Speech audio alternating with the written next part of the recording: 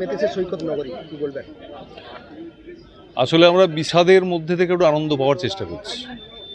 আমরা বিজয়া দশমী আমরা কেটে গেছে, আমাদের এই দুর্যোগ কেটেছে, তারপর আমরা মাকে বিদায় দিয়েছি।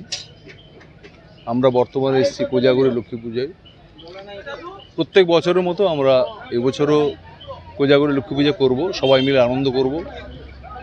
আমরা সবাইকে কাছে চাই, সেই প্রত্যাশা রেখে আমাদের এই কোজাগরী লক্ষ্মী পুজো আমাদের এবছরের মতো পুজোর পর আমরা সমাপ্তি ঘোষণা করব। এবং যে দর্শক বা যারা রয়েছেন পর্যটকরা, তারা প্রত্যেক বছরের মতো এবছরও আমাদের প্যান্ডেলে আসবেন এবং সকলে পুজো টুজো দেবেন, আমরা এই আশা আকাঙ্ক্ষা রাখি।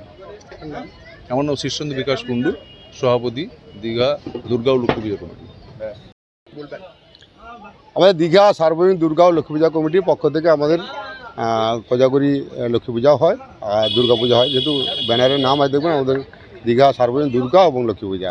দুর্গা পুজো হয়ে গেছে, লক্ষ্মী পূজা আজকে আছে। আজকে কোজাগরী পূর্ণিমা, আর এটা প্রতি বছরে এই 79 বছরের পুজো, 79 বছরই হচ্ছে এটা পুজোটা।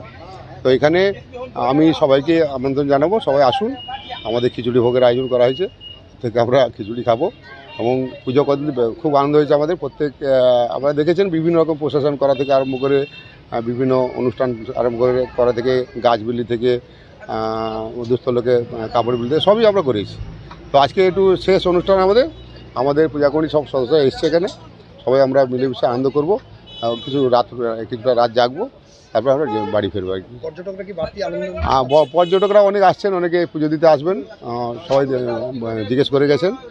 এরপরে যখন পুজো হবে সব আসবে, তাদের জন্য খিচুড়ি ভোগের ব্যবস্থা আছে। সুশান্ত পাত্র, সম্পাদক, দীঘা সার্বজনীন দুর্গা লক্ষ্মী পূজা কমিটি।